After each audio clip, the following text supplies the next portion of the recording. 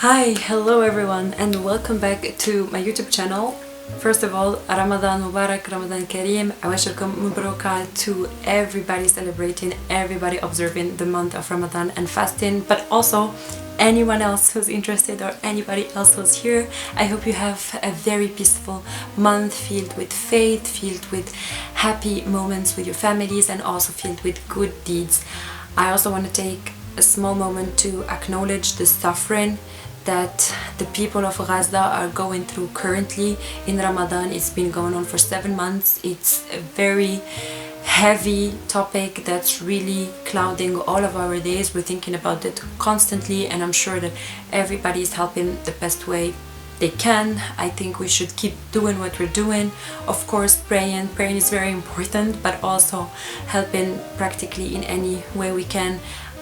For me and for many of us, it's actually speaking up, it's educating people, it's sharing things, and I can go on and on about how I've seen this in my life and in my social life, especially living abroad, living in Europe, and just speaking about this and the changes that happened from speaking about that. I can go at length on that, but yeah, it's important to take this moment to acknowledge that before we can move on, even though it's really, yeah, it's in there, it's very present, and this Ramadan does feel very different. But in case you want to take a little break from reality and just dive into books, which is of course what books do best for us, they let us just escape.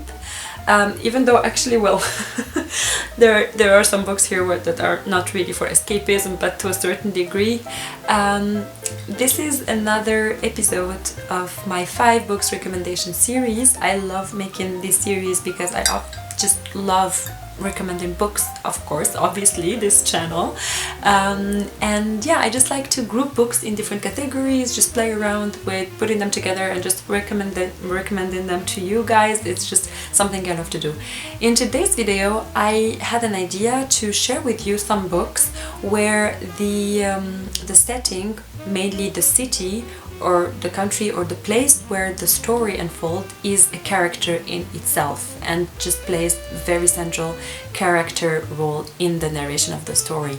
I love to hear such I read them. I do not hear them. I love to read such books, and I figured that you might want to venture into that kind of narration as well. So without any further ado, let's jump into the first recommendation. The first recommendation is actually pretty fitting to what I was just speaking about, because the setting here, which is a very central character in the story, is Gaza. And this book is The Blue Between Sky and Ocean by Susan Abul Hawa. This is one of my favorite books. I've spoken about this already in this channel before. It's heavily annotated because there's also a lot of information that is non-fictional, so information setting up the political tone and explaining the political circumstances in which some of these events are unfolding and happening. And basically this is a, in a way, multi-generational narrative story following this family who was kicked off their village of Beit Daras in 1948 by the Israeli occupation.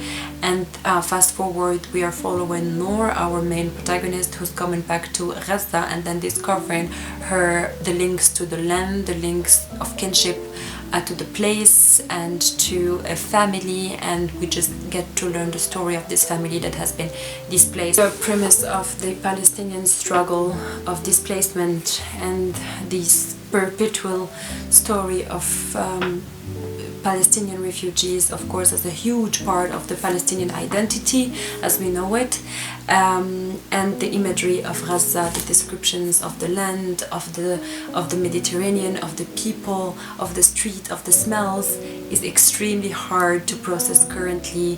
Thinking that, you know, fast forward, I read this back in 2020 and I was really completely wrapped and I felt that I was there in Gaza. It had such a strong voice as a place in this book. And fast forward to 2024, realizing that most of these places now are rubbles, make it really hard to digest, make it really hard to grasp, but all the more powerful. So I would say it's a special case, and I mean, it's a special book to be reading now. Honestly, it's important, it's needed, it's a very important voice right now, but it's also haunting in so many ways. And I don't know how my experience reading this would have been if I was reading it now, as we watch it being destroyed to pieces.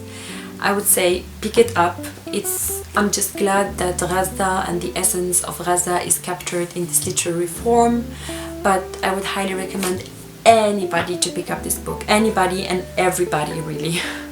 It is not very easy to speak about that, but we can go to the next book and maybe just to a different note, a different rhythm, a different vibe in a way. This is an interesting book, and I just loved it, and it was such an unexpected find. And the city, which is a central character in itself in this book, is Nairobi in Kenya. And I did get this book when I was in Nairobi a while ago, and I randomly found it in a bookstore. I wanted to give it a try, and I was not disappointed. This is Thursdays by Jackson Biko, where we follow these bands, so basically four or five young people that are in a band. So we have a guitarist, we have a vocalist, we have a drummer, and they all come from very different backgrounds, socioeconomic background, different family dynamics, and they come together to form this band called Vina Wira. And they're trying so hard to get their foot into the door of this music industry, and so they really try to catch the attention of some producer or some label in the city. And every Thursday night they play in this very small shady bar where they barely get any audience. And so we follow these four characters, very different, very strong voices, very independent voices, and the voice in Nairobi of Nairobi added to the mix. The city, it's so there. The narration is bustling, it's colorful, it's loud, just like Nairobi itself. I love this book, and I love that we just get to read something from a voice in the continent, which is just telling a human story, a story of people without a political lens, without a socio-political lens, a geopolitical lens. It's just a story about the people. It humanizes many places in the global south, actually, and many stories that there are always stories of struggle. Of course, we do acknowledge the struggle, but we exist beyond that struggle. And I think we need to read stories that are not struggle stories, but they're just like human struggle stories, not political struggle stories. And this is one of them. Next is a different genre, but a book that I've read a while ago and I still truly love. This was a very insightful and meditative read. This is The Lonely City: Adventures in the Art of Being Alone by Olivia Leng, and the city here is New York. So yeah, stereotypical. This is nothing groundbreaking, but you have to give credit where credit is due. This is a collection of, I wouldn't say essays, but it's, yeah, exactly. So I mean, it's essays from her. It has 8 main parts, and she's just exploring her life living alone in a huge city like New York. So basically she explores the structures of society, the nuances between individualism and collectivism, the avenues between the individual and the society, the dynamics of being alone in a young age or growing older alone while you are in a huge space of millions. I think the New York is a character in this collection in particular, because it really sets the tone for Olivia's perspectives and all her narration and her telling. I think that in this collection of essays, her emotions, her state of being is very strongly influenced and regulated by New York as a city, and this huge contrast between being one person in the face of a massive urban landscape. I loved it a lot. It's amazing. It's a very meditative read, one of those reads that gets you to stop and question things and ask questions, and I honestly love that. I read it a few years ago and I still like pick it up sometimes and just read one essay or two, but I just really enjoyed it. And I think if you love essays, if you are in a self-discovery journey as well, or if you're just interested in this concept of loneliness, right? Because we do, all of us at some point, spend a lot of time alone in our 20s, late 20s, especially if we move out of our hometowns, countries, away from our families. And I think this does a pretty good job at shedding the light onto these feelings, these internalized feelings that we all do feel. Next is a very interesting little find of a book. This is Winter in Stockshaw by Elisa Chua du Sapin. She is a French-Korean author, and this book, first of all, I love the cover, and I love this book. It's the physical object of this book is really amazing. Basically, Stockshaw is this very touristy, it's this touristy city, town. It's a touristy town in South Korea, bordering North Korea actually. So it's at the border with North Korea. It's a seaside town. We follow our main protagonist, who is also a French-Korean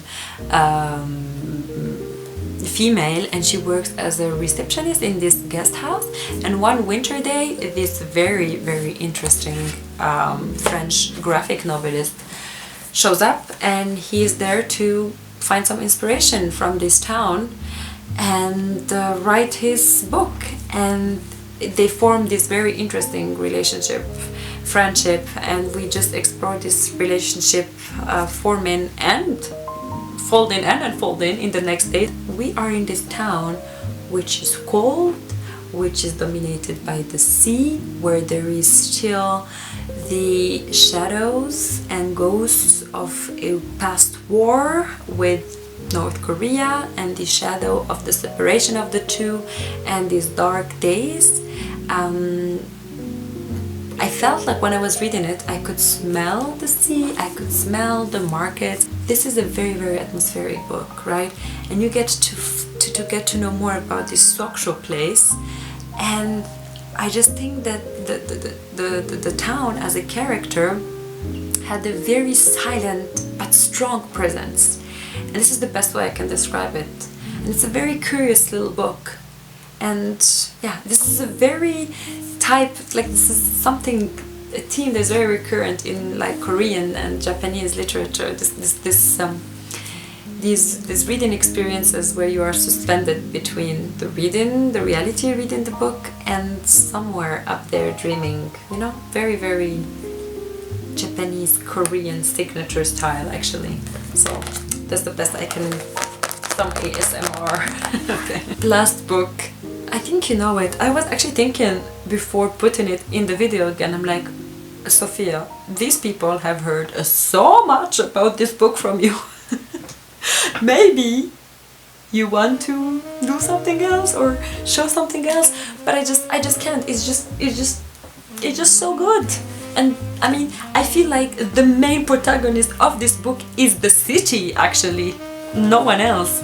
This is of course The Last Summer in the City by Gianfranco Caligaric, the Italian author, and the city is Rome. All I can say, I've spoken about this before, you can go back and see it. It's set in the 60s, Rome of the 60s, and all I can say is that Rome is actually the main character. I mean, not in a literal way where it's the city speaking, like these books where dead is a character or something like that. No, it's not speaking or anything. Ooh, this is a good book idea.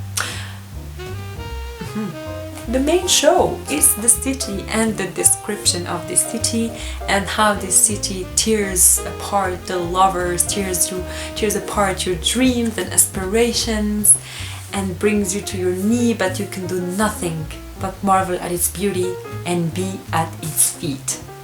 This is not from the book, this is from me. The best way for me to describe what I am saying is not to say much more anymore, but it's to read you a passage from this book. Oh yeah, I think it's here. Okay, wait, I'm trying. Okay, Okay, are you ready? This is the best argument for my thesis of Rome as the main character of this book. When I think back on those years, I have clear memories of a small number of places, a small number of events, because Rome, by her very nature, has a particular intoxication that wipes out memory. She's not so much a city as a wild beast hidden in some secret part of you. There can be no half measures with her. Either she's the love of your life or you have to leave her, because that's what the tender beast demands, to be loved.